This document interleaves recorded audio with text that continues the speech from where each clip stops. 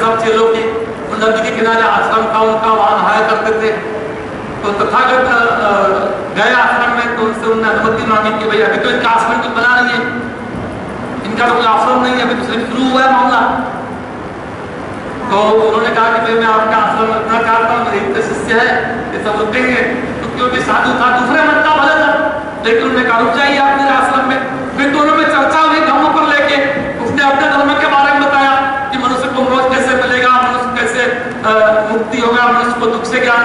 तो उसने बताया कि जटा बढ़ाने से होगा, तो भूखा रहने से होगा, तो डुबकी मारने से होगा, ऐसा करता है मेरे धर्म में, ऐसा उसने बताया। काश्यप ने, तथागत ने बताया कि ये सब झूठ बात है, तो गलत है, मनुष्य की मुक्ति इन बातों से हो ही नहीं सकती, ये सब अंधविश्वास है। तो उसने कहा अपना धर्म बताओ।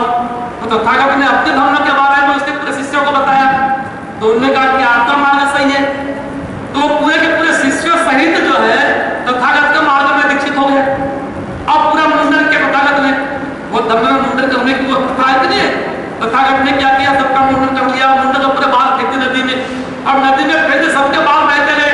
तो 2-4 किलोमीटर नीचे जो था वो उसके शिष्यों, उसके छोटे वाले भाई का आश्रम था, उसके 1000 शिष्य थे।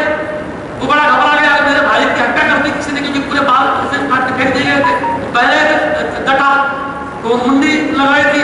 तो उसने कहा मेरे भाई की हत्या कर दी किसी ने। तो दौड़ा आया आश्रम में पूरे शिष्यों के साथ। तुमने देखा कि मेरे पूरे भाई और मेरे भाई के पूरे शिष्य जो है ये तथागत गौतम बुद्ध के धर्म में दीक्षित हो गए। उसके भाई ने समझाया कि जीवन का मार्ग ये है, मनुष्य के मुक्ति का मार्ग तथागत के पास है, हमारे पास नहीं है। हम अभी तक लोगों को भटका रहे थे और ऐसे तथागत ने हजारों लोगों के जो आश्रम चलते थे उनके मन को बदल दिया, उनको धर्म में दीक्षित कर दिया। और ये सारे लोग जब ये राजा बिंबिसार को मालूम हो गया, अभी जब राजा बिंबिसार को मालूम हो गया कि बुद्ध ने बहुत सारे शिष्य बना लिए हैं, बहुत सारे लोग उनके धर्म में चले गए हैं, तो बोले मैं भी धर्म की दीक्षा लेना चाहता हूँ। और अपने 1.5 लाख लोगों के साथ बिंबिसार पहली बार राजगृह में, राजगृह में जो है तथागत को ने आमंत्रित किया और 1.5 लाख लोगों के साथ तथागत गौतम बुद्ध के धर्म की दीक्षा लिया। किसने लिया? अजी राजा बिंबिसार दीक्षित हो गए। तो बुद्ध का धर्म जो था, और बुद्ध का धर्म जो है ये राजाओं का धर्म है कि नहीं, इसको राजाओं ने माना और राजाओं का इसको आश्रय मिला। तो राजाओं का आश्रय मिलने की वजह से ये देश दुनिया में पहुंच गया। और ये राजधर्म था। कभी बुद्ध का धर्म भारत में कभी राजधर्म था। आज दुनिया के 16 देशों में राजधर्म है। बुद्ध का धर्म भारत में राजधर्म रहा है।